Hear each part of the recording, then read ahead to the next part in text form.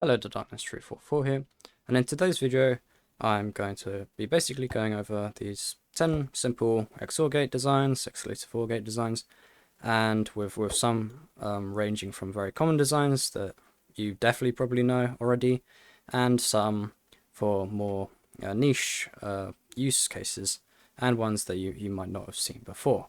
So first of all, you have to understand what an XOR gate is, and it's basically a logic gate that is capable of carrying out the XOR function or exclusive OR function. They're both the same thing. XOR is just short for exclusive OR. So, first of all, let's actually take a look at what this means. So, in the English language, if you have a choice of three things, so let's say apples, pears, and bananas, right? And say we want to give someone a choice of one of these, but only one of these. They can choose this one or this one or this one. So you can choose apples or pears or bananas, but not all three or two of the three or whatever. So that is what's called an exclusive OR, where typically a normal OR would be you can have this or this or this or all three or multiple of them basically, which means say we choose this one and this one, well, that's we're allowed to do that. But in an exclusive OR, you'd only be allowed to choose one of the options. So this works with multiple inputs, but all these gates I'll be showing you are just two input ones. So they'll only have two inputs, and the truth table looks like this. So if we have a 0 and a 0, we'll get an output of 0. A 0 and a 1 will get an output of 1. A 1 and a 0 will get an output of 1. And a 1 and a 1 will get an output of 0. So that basically says, well, you can have one of them, but not both, pretty much. So over here, some of these are the more common designs you may have seen. So I've seen this one on the just everywhere, really. It's quite a simple design, and it works. It's fairly fast, and it just works, basically. The problem about this design is that it's kind of hard to stack, and as you can see, if you try stack it on top like this, well, this torch gets interfered by the one below. So you typically use this design if you have more than a block of one, so like this, for instance, and it still might get interfered with some of the bits below. But say you had a 2-block gap between your inputs, this one would work fine. Or say you are stacking horizontally, this one would work fine as well. However, these two designs are used a lot more when you're stacking horizontally, and I'll show you why in a minute. But first of all, just wanted to show off this small design as well, which is a very compact design that just works quite fast and utilizes the target block. Let me just grab a lamp to show you. So 0 and 0, we get 0. 1 and 0, we get a 1. 0 and 1, we get a 1. And 1 and 1, we get 0. Or not, because it's broken. Let me just modify this real quick. And there we go. So, and a 1 and a 1, and we get a 0. So, slight mistake there. This design is just kind of simple. I'll show you how to build all of these at the end. But now let's go over why these gates you typically see used a bit more often than this gate, even though these ones are, well, just larger in general. So these are pretty much the same gate, and you may notice them, and this is because they're used quite often in horizontal ripple carry adders. And this is because one of these XOR gates also has a AND gate on top of it, which you can take the inputs from this one over here, where you're taking the input out here. So it's very easy to take the input off of this one. Or from this design, you can take the input from like back here, for instance. So as you can see, it acts as an AND gate, only coming on when both of these are on. So this is very useful to use as a carry out, and if you just have a bunch of these, you can use them as half adders and make a full adder circuit with them. So I see them used quite a lot. they're quite useful because you can stack them just like this, next to each other. So you have your A input and your B input, but you can't really stack them horizontally that well. So they're really just limited to, I mean vertically. So they're only really limited to horizontal designs like this one and this one over here too. So over here is probably the most common XOR gate design out there, and this works, well, used to work on both Java and Bedrock. So why I say used to work is because this should still work, and this should still work forever, unless they change how comparators work in Minecraft. So as we can see, if we can input 1 and get a 1, input 1, we get a 1, and when we input 2 ones, we should be getting a 0.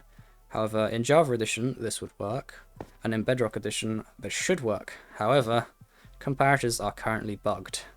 The current version of the game, which I'm running in, is 1.19.51, and this bug has been going on for quite a while now, and it's extremely annoying because pretty much every carry cancel adder, every vertical adder uses this XOR gate design, and well, it's broken basically. So this is quite annoying because it's only one tick, but it's very fast, and it's a shame that it's broken. Hopefully they'll fix it by the time you see this video. If not, then well, yeah, we'll just have to wait till they fix the design. But it's very versatile in the fact that you can stack them right on top of each other like this. However, it does have several downsides, and the first downside is, so you can stack them like that. The first downside is the fact that these two inputs have to be the same signal strength. So for instance, well, it's going to be kind of hard to demonstrate because of the comparator bugs, but say for instance we had an input just like this and an input which is one behind that one. This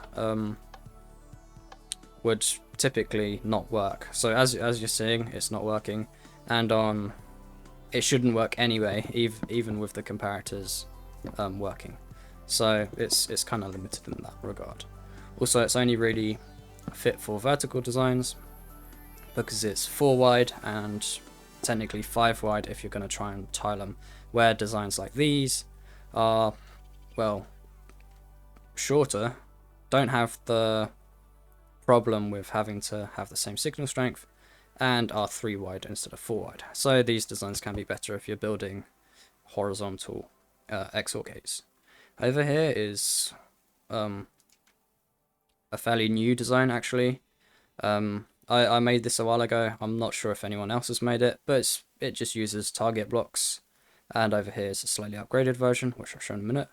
But as you can see, it works not super fast, like this one is faster. However, this one is also broken, and this one is also tileable vertically and horizontally. So it fits the same profile as one of these, so you can tile it just the same as this, and you can also tile them vertically, and it will still work due to the target block. If you don't like using target blocks and are in an earlier version of the game maybe where you don't have target blocks, well then this design comes along. I'm pretty sure this design also works on Java Edition, but basically when we tile this, for instance, if I just tile it like this, this redstone signal would normally get interrupted by the block here, as you can see. However, since we're using a transparent block like this, then a solid block, so you could use slabs for instance, but I'm using glass. As you can see, the signal does not join because of this solid block, but also can pass up through this transparent block. So it's very useful. And this is the AND gate part, and these are some extra bits. And then, of course, the only problem with this design is that we have the inputs on this level, but the output is 2 blocks lower than the input. So of course you can make it longer like this to get the output on the same level, but if you're not really too fussed about that, then this design is pretty good, and it's tileable in most directions. So I haven't actually shown off any diagonal ones, which sorry to the people who use diagonal redstone. But over here we have some vertical designs. So this is one I've seen a very long time ago. This was originally made, and I think Nubosaurus used this in one of his compact ALUs he did. I'll try link a video of the original creator of this logic gate, but it's basically a 2x tileable vertical design, well, horizontal design even, because it works just like that. And you can also tile them right next to each other, so you can of course put one right here and have our inputs like this, and it should just work fine. So this design is very useful, and it's fairly compact as well, and this design you can even turn into a full adder and a proper ALU with some slight modifications. So here's basically the same design, just with the inputs right next to each other. So instead of a 2-block gap in between the inputs, we have a 1-block gap, and it does make it one longer. So I mean, I guess you could just go like this, but the problem is with this one, the inputs are kind of a bit dodgy, and yeah, this design's pretty much the same thing as this design, so I won't really do a tutorial on this one. Over here we have a slightly more compact version of these two. However, it comes with the problem that this redstone line down here is actually quite crucial to its operating, because say we just passed in lines like this, so like this, as you can see, it would not work because we actually need repeaters here. So if you're using this one, you actually have to also have repeaters on the input, because this redstone and this repeater have to get activated due to how it works. So it's an alright design, but then it does come with a couple limitations. So now onto building these. So onto the first design over here, and the way we're going to build this is, first of all, you're going to want to find a space and build up a bit, and we're going to have our two inputs like this. So we'll have A and B, for instance. Then we're going to want to place two redstone torches down like this. Also want to get a target block, and then we're going to want to bring one down like this. So these redstone torches go into here, go one up with our target block. So as you can see, the redstone line goes into the target block. Place a redstone torch here, then cross like this, and here, where we're also going to want to place some redstone. Then we're going to go one up like this, and like this, two more target blocks, and we're going to place our torches like that. Now, we're going to want to come down here, oops, like this, and bring the redstone line across like that. And this is our output, so if we get a lamp, for instance, we can take our output from here. So then the other thing we're going to need to do is place a piece of redstone here, here, a block here and here to block off these signals, and a block here as well, so that this redstone torch, when it turns on, will pass through this block, turn these ones on, and turn these torches off. So you can see this in action. So 1, 0 gives us a 1, 0, 0 gives us a 0, 0, 1 gives us a 1, and finally 1, 1 gives us a 0. So I think we can actually compact this design by just removing that. So let's see if that works. And that seems to work. So we don't actually need that original bit. I did come up with this in a fly just to hit the clickbait. Wow, look, 10 XOR gates title. But yeah, so this one isn't the best design in the world. Oh yeah, it seems I didn't even have it on this one. So sorry about that one, was a bit iffy. So now moving on to the next design is this one over here. So the way we build this is quite simple. We're going to have what you may recognize as almost like a AND gate design. However, we're going to slightly modify it in the fact that we also have these two torches, and we bring this one forward like this. Now we can go down here and down here, and once we have these blocks like this and this redstone torch, then we can, or there's two ways to do this.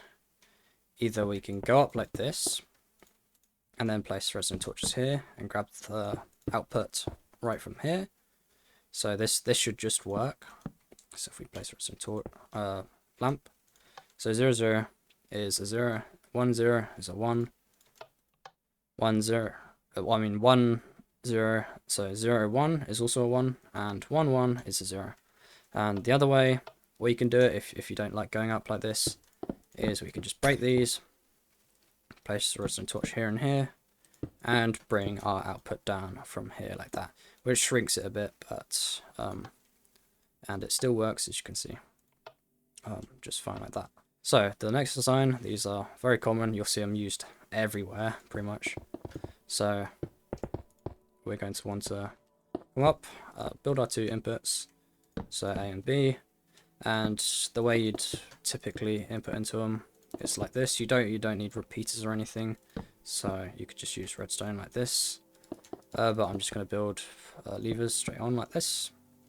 So we're going to want to have two blocks like this on each side, torches like this and like this. So as you can see, we formed the very first redstone repeater. Before repeaters were added into the game, this is what people used to use. Now what we're going to do is bring the block down here and join them like this. Then to complete this circuit, block over here, block on top of these torches, and a redstone dust. Now there's two ways we can make this, and the first way is by just placing a redstone torch here, and as you can see, this works fine. However, the other way you can do this, if you're building a adder, for instance, you can go up like this and place torches around like this. So, and the way this works is the signal from this redstone torch goes into this block, goes into here, and same on the other side, forming an AND gate. And we just invert the output over here to get a proper AND gate, because this is an AND gate. Then we have an AND gate, and we have an output on each side going into these lines, and also here for the carryout. We don't actually need that though. So the third design is this unfortunate XOR gate that doesn't actually work, or it does work but only in certain directions, because yeah, just bug rock I guess. And what we're going to do is build a 2x4 platform like this. We're going to get our comparator out, and two comparators like this, and we're going to set them onto invert mode or subtract mode, and I'm pretty sure it's called subtract mode, I can't really remember. And we're just going to bring around redstone like this. So then we can have our inputs here and here, and just remember with this design that these have to be the same signal strength while passing it in. So if you're running wires to this, one good piece of advice to do is just pass them through repeaters like this. So then to do an output, we're going to just bring it from this side, for instance. You can do it from the other, and then place a block on this one like that. So that means this signal goes through this block into this wire here. And this should work, though I'm not going to demonstrate it because in this current version it just does not. So over here is the next design using a target block. And to do this, we're going to go up like this. Bring a block across like that. Two redstone torches. Block down like this with a piece of dust on top. Let me just switch to a target block. Got one like this with our target block. So these torches go into this dust into a target block. Gonna place two more lines down like this, but repeaters this time. Redstone torch here. Block up here. Block up here. And there we go. And now, if we put some levers on, see 1 on 1 is, oh, I've built it wrong, hang on a minute. Like this, sorry about that. And then either we can go up like this. So if you don't want this dust over here. You can of course use a target block like this and shorten it. So either we go up like this to get the output on the same level. So there we go. So 1 and 0 is a 1, 0, 0 is a 0, 0 and a 1 is a 1, and 1 and 1 is a 0. And if you don't want the outputs on the same level and you just want it a bit more compact, well, you can just bring the torches down like this and bring it down like that. And in experience, this works just as well. And if you're doing vertical redstone, a change by 2 blocks isn't actually that bad. And the likelihood is you'll have components that go up by 2 blocks from the input to the output. They go up by 2 blocks. So having a component from the input to the output go down by 2 blocks isn't too much of a deal. So over here is the slightly alternative version, and I like this version a bit better because it doesn't use target blocks. But the way we're going to modify this design is by replacing this solid block with a transparent block. So you can use a stone slab or whatever here, and we'll replace this target block with just a regular block and put a piece of redstone dust on top. So of course we can stack this, as you can see. It's a pretty good design basically. So now onto the vertical ones. And first design, we're going to go up like this. And we want a 2 block gap in between these 2 bits like this. So now we can place our redstone torches down like this. And as you can see, there's a common theme with all these where we're making an AND gate. And now we have levers here, so we can have our inputs. Then we're going to put some dust here, go up like this to form the rest of, to form an inverter. Wait, hang on, not an inverter, I mean a AND gate. Then we're going to go up like this, and I think it was a redstone torch, another redstone torch here, dust here. And I'm pretty sure that's the entire design. So if we put lamp on the output, 0, 0 is a 0, 1 and 0 is a 1, 1 and 1 is a 0, and 0 and 1 is a 1. So now for the next design, go up a bit. And this design, we can have our... So I'm skipping over this one because it's just... there's no reason using this, you might as well just use this one. So this design is this last design over here. So you have 2 blocks like this, piece of dust here. So when we activate this one, this dust also turns on. So you have to make sure when we activate this block, this dust also turns on. So the way you can do that is just by having a repeater like that.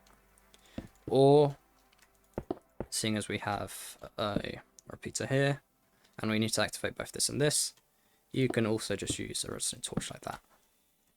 And of course that means you'd have to invert this, but it's just a different way of doing things. So now from this circuit we're going to go down like this, and we have 2 blocks. That also means this input has to be a repeater too, because we have to, if you just have a line like this, this one won't turn on. So you have to have a repeater here as well. So then we're going to go up one like this, and I think it was a torch here, and up again, and dust here. Now we're going to, pretty sure it was a block like this, a torch over here, and I think it was a torch over here. So if we take our output from this, so 1 and 1 is a 0, 1 and 0 is a 1, 1 and a 1 is a 0, and a 0 and a 1 is a 1. So this design is actually, well, I'd say better than these designs in the fact that it's just nice and compact, and it just doesn't have this additional section on, which can make flying through designs, like getting around, and bug fixing is a bit easier. However, it does come with the problem that the inputs have to be the same. I hope this video showed you a couple ways, maybe a new ways you didn't know how to do, making XOR gates, and yeah, please like and subscribe, and I'm out.